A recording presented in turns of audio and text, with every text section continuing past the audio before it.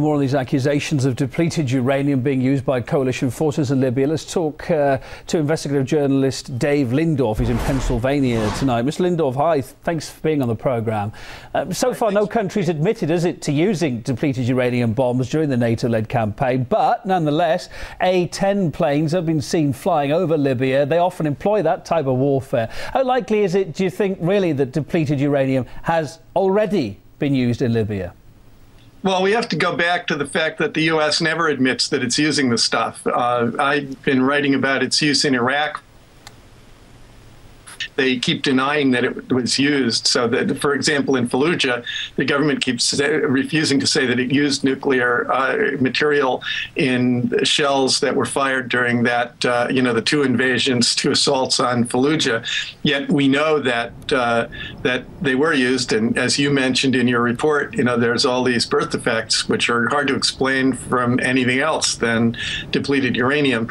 So now that the government's denying that it's using depleted uranium and its A-10 rounds in attacks on Gaddafi forces, I don't put any more credence in those reports than I did in their denials about Iraq. But if it is being widely used, as you say, at times, surely somebody must have blown the whistle before now. How can these various governments keep denying that they're doing it?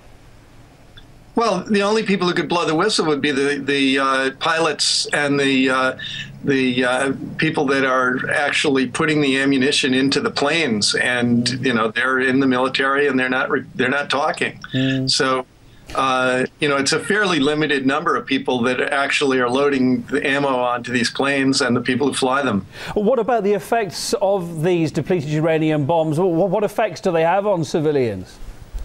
Well, it's a devastating thing. It also impacts any soldiers that come on the site. When I see these pictures of the well, that's what I was alluding to just now. Okay, every soldier's got to sign the Official Secrets Act or whatever. However, we know that there are lots of reports that many soldiers' lives have been reported, as you say. I say it's just surprising that more people haven't blown the whistle, if this in fact is true.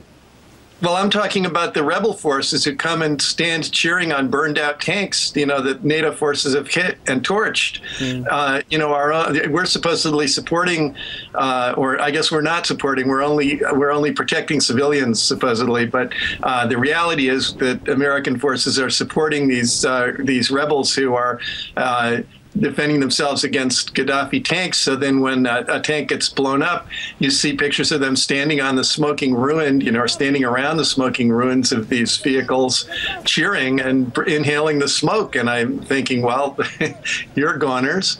If they're breathing smoke from, that's from a and the effects of these things isn't always immediate. Then it's a long-term effect, yeah, long-term in ill health.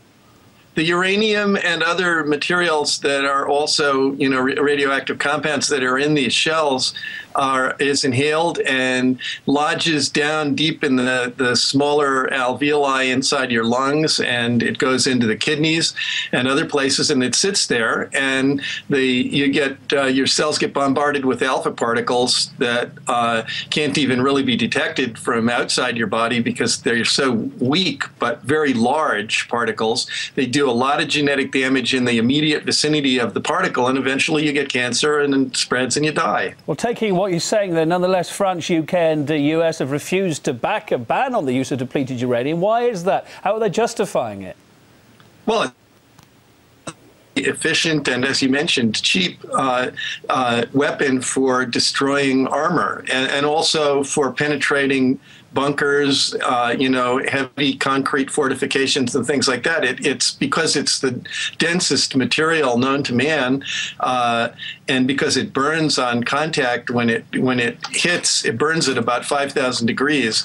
So you first of all, you get this incredible punch through armor, and then you get this very intense fire on the inside of whatever you've punched into. So it's the perfect weapon for blowing up tanks, trucks, reinforced bunkers, and so on. Looking more broadly at the NATO-led campaign now, the Libyan rebels rejecting an African Union peace plan, we know that. There seems therefore now no end in sight at the moment, at least to the Libyan conflict. What is your prediction of how long the coalition will remain involved in the country and where this is going to go?